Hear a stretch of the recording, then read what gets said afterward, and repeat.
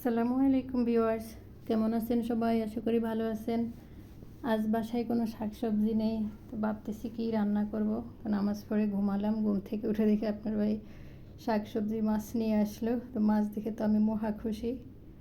মাছ ট্যাংরা মাছ, সাথে শিং মাছ ছিল, তো আমি ভাবছি ট্যাংরা মাছগুলো আজকে রান্না করব। সাথে ঝিঙ্গে আছে, তো ঝিঙ্গে দিয়ে ট্যাংরা মাছের ঝোল রান্না করব, আর সাথে পাট শাক রান্না করব। তো এই জন্য আমি হলো মাছ এবং তরকারিগুলো আগে কেটে নিব সুন্দর করে। শাক এবং মাছ কাটতে আমার অনেক সময় লাগবে, তো আমি শুরু করে দিচ্ছি, আপনারা সাথে থাকেন। তো এই তো আমি শাকগুলা আগে বেছে নিলাম। শাক এবং মাছ কেটে বেছে আমি চলে আসলাম রান্না করতে। শাক মাছ কাটা বাছা আমার অনেক সময় লেগে গেছে, এদিকে আমার রান্নারও দেরি হয়ে যাচ্ছে। আমি অবশ্য মাছ কাটতে পারি না বেশি, তো সবগুলো মাছ কাটিও নেই, আমি অর্ধেকটা মাছ কেটে আসছি রান্না করতে। তো আমি এখন চুলায় একটা হাঁড়ি বসিয়ে দিব, রান্নার জন্য চলে আসছি। চুলায় হাঁড়ি বসিয়ে দিয়ে দিব সরষের তেল।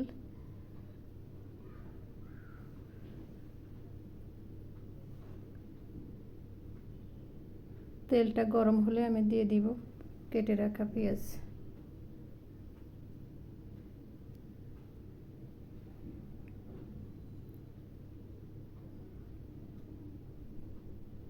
পেঁয়াজটা একটু নেড়ে ছেড়ে আমি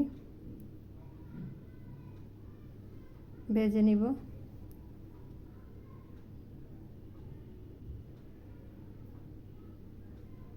দিয়ে দিব 1 টেবিল চামচ পরিমাণ রসুন বাটা। 1 টেবিল চামচ রসুন বাটা দিয়ে দিলাম। রসুনটা একটু নেড়ে ছেড়ে ভেজে নিব। এখন এখানে দিয়ে দিব আমি সামান্য পরিমাণ পানি।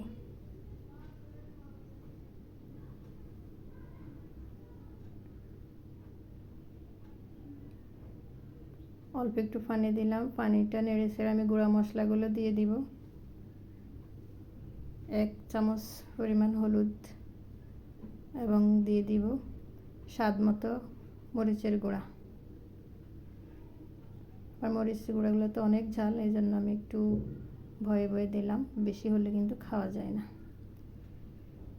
তো আমি মশলাগুলো মিক্স করে নিলাম, দিয়ে দিলাম স্বাদ মতো লবণ। এখন এগুলোকে একটু নেড়ে ছেড়ে আমি পানিটা বলক আসা পর্যন্ত অপেক্ষা করব। পানিতে বলক আসলে আমি দিয়ে দিব কেটে রাখা মাছগুলোকে আমি আবার নেড়ে ছেড়ে মিক্স করে নিব, ভালো করে মিশিয়ে নিব। জলের সাথে মিশিয়ে আমি ঢেকে কিছুক্ষণ কষাবো। মাছটা আমি কষাতে দিয়ে চলে আসলাম শাক রান্না করতে।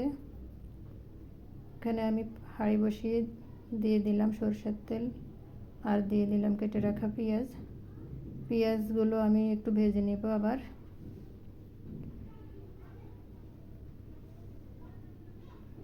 পেঁয়াজগুলো ভেজে নিয়ে আমি দিয়ে দিব অল্প একটু রসুন বাটা। শাকের মধ্যে কিন্তু বেশি মশলা দিতে হয় না, অল্প একটু রসুন বাটা দিয়ে দিলাম। রসুনটাকে একটু নেড়ে ছেড়ে নিলাম।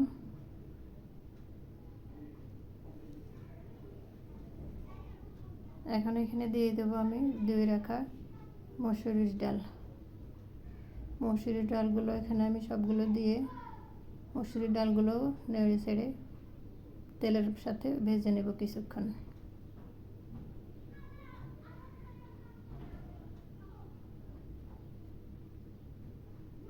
ডালগুলো কিছুক্ষণ তেলের সাথে ভেজে নিলে একটু দেখা যাচ্ছে ভাজা ভাজা হয়ে আসছে। এখন আমি দিয়ে দিব পরিমাণ মতো পানি, ডালগুলো যেন ভালো মতো সিদ্ধ হয়। শুকনা শুকনা করে এগুলোকে আমি সিদ্ধ করে নেব। তো আমি এগুলোকে নেড়ে ছেড়ে ঢেকে ডালগুলোকে আবার সিদ্ধ করে নেব।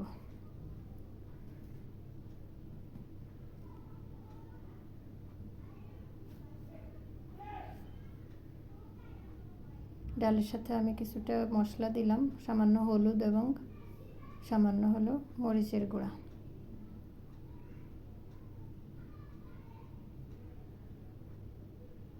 মরিচের গুঁড়াটা একবারে সামান্য দিলাম। তো এইদিকে দেখি আমার ট্যাংরা মাছ কষানোটা কতটুকু হলো।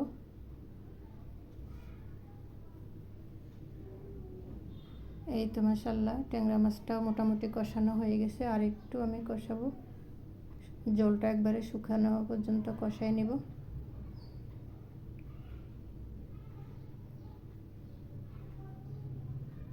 এই তো জলটা শুকিয়ে তেল উঠে গেছে যখন, তখন আমি ট্যাংরা মাছগুলো সবগুলো উঠাই নেব।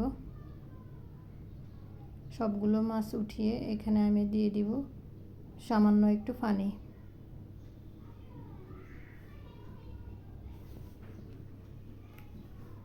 অল্প একটু পানি দিব আমি।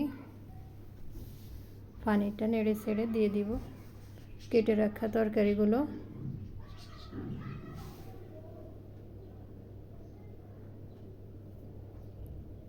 তরকারিগুলো আমি ভালো করে নেড়ে ছেড়ে মিক্স করে নেব। তরকারিগুলো নেড়ে ছেড়ে ভালো করে মিক্স করে এগুলোকে আমি ডেকে কিছুক্ষণ কষাবো। তরকারিটা আমি মিনিট 2 কষায় নিব।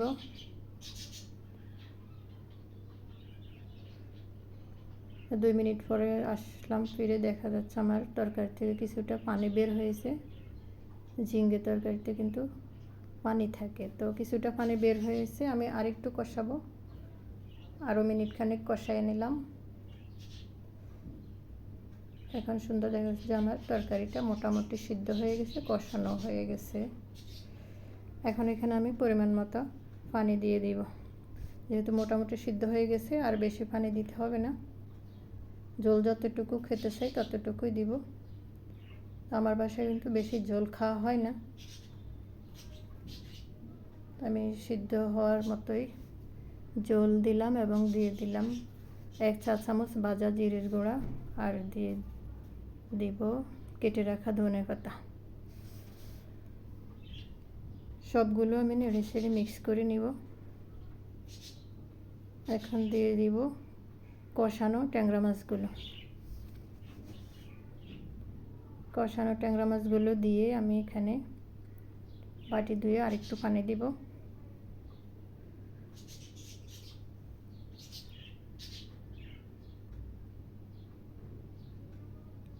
এখন মাছগুলোকে আমি আলতোভাবে তরকারির সাথে মিশিয়ে নেব। আমার বারান্দার পাখিগুলো অনেক ডিস্টার্ব করতেছে,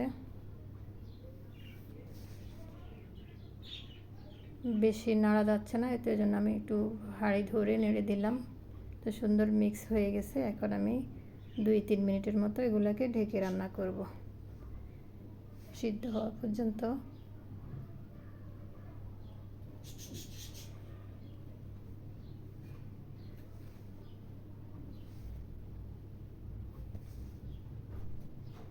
দুই 3 মিনিট পরে ফিরে আসলাম, হয়ে গেল আমার রান্না। ট্যাংরা মাছ এবং ঝিঙ্গের ঝোল আমার রান্না হয়ে গেল। তো ট্যাংরা মাছের রান্না এই দিক দিয়ে অফ ক্যামেরায় কিন্তু আমি পাট শাকটাও রান্না করে নিলাম, সেটা দেখাতে পারিনি। তো আরেক দিন ইনশাল্লাহ আপনাদেরকে পাট শাকের রেসিপিটা রান্না করে দেখাবো। সেই পর্যন্ত সবাই ভালো থাকবেন, আর ভালো লাগলে আমার চ্যানেলটা সাবস্ক্রাইব করে দিবেন। সবার জন্য শুভকামনা। আল্লাহ হাফিজ। আসসালামু আলাইকুম ওয়া রাহমাতুল্লাহি ওয়া বারাকাতুহু।